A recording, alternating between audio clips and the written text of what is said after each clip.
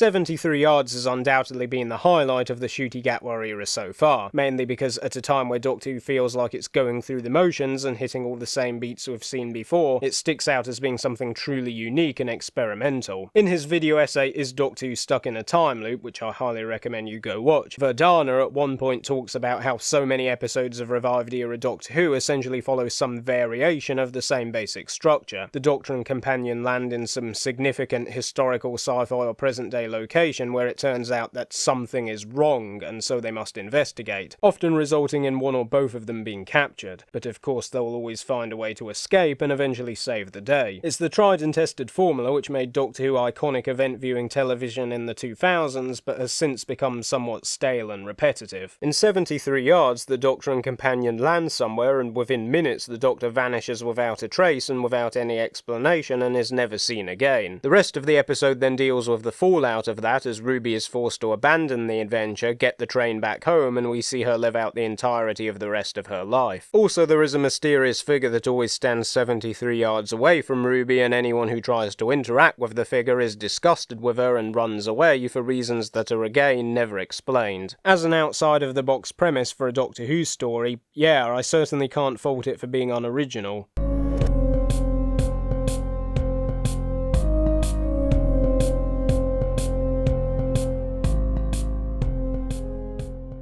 Now, for all that I just said about originality in the intro, Russell T Davies admittedly isn't a stranger to doing alternate timeline stuff, and you could draw comparisons with this episode and something like Turn Left from Series 4. The difference there, though, is that the events of Turn Left are framed in such a way that the audience know what is happening from the outset. A powerful alien being is manipulating Donna's life, forcing her to change a decision she made in order to create this new timeline. 73 yards is much more disorientating, and even by the end of the episode, very little has been explained and we still don't really know what's going on. And while I get that may be frustrating, especially for nerdy, lore-obsessed sci-fi fans, I'd argue the lack of explanation is precisely the point. In my reaction to the finale, I talked about how Russell T Davies doesn't really care about the nuts and bolts and cause and effect of storytelling, and instead takes a more formalist as opposed to a realist approach, which in the case of Empire of Death works to the show's detriment, as we're given a payoff to a series-long mystery which directly contradicts what has been set up. In 73 yards, however, it is far more effective, because it is built from the ground up to be a surreal formalist work of art, where the themes and subtext are very much in the foreground and essentially become the plot. This approach is evident from the early scenes in the Welsh pub, which I've already seen the likes of Mr. TARDIS ripping into for the patrons' excessively harsh treatment of Ruby, saying how it's completely uncalled for and unjustified, which may be true, but the point is it's unsettling and disorientating. Those scenes exist to set up a mood, to be a canvas for the themes the episode will be exploring. Speaking of which, many people have been speculating on what exactly it is the old woman is saying that makes everyone so disgusted with Ruby, and the answer is that we will never know, and we can never know, because the mysterious figure is a manifestation of the fear of abandonment, that idea that we will never be good enough, that one day all of our loved ones will see us for who we truly are and want nothing to do with us anymore. It's a fear which, while I know many people who can relate to having had those kind of feelings, is irrational. Asking what it is the old woman is saying is like asking someone with anxiety what it is they're so worried about. Why do you think that you're not good enough? There is no satisfying answer, but anyone who has struggled with their mental health will know that doesn't necessarily make those fears and anxieties go away.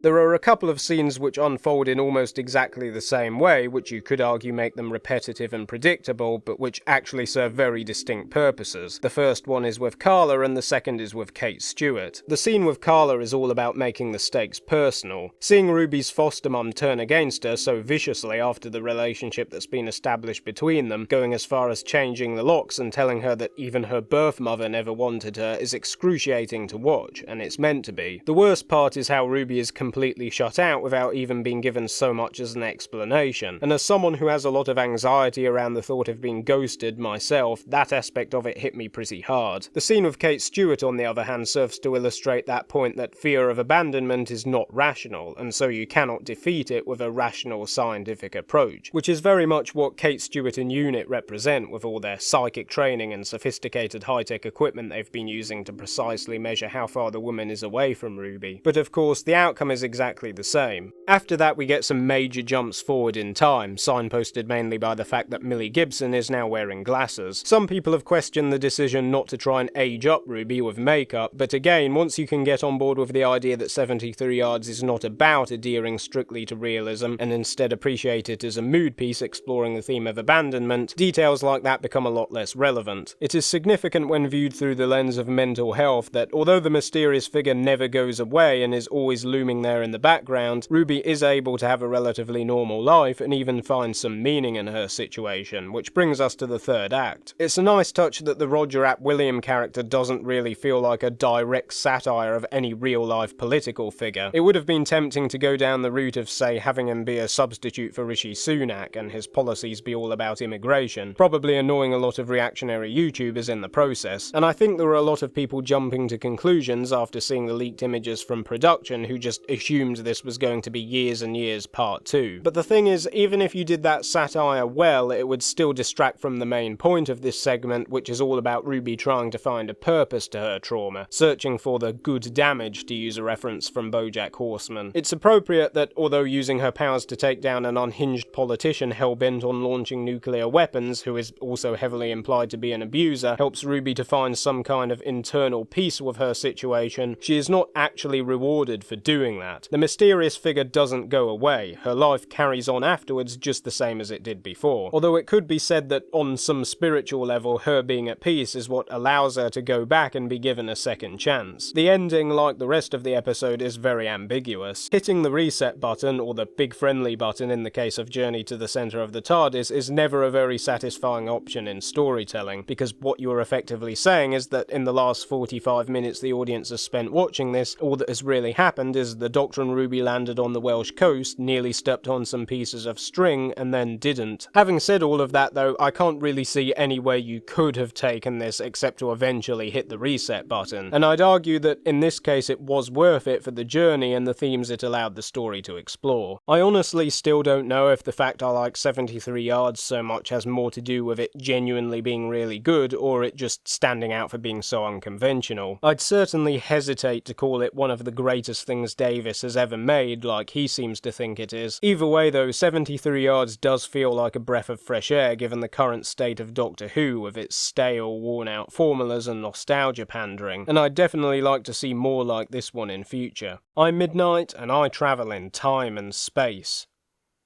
And trains.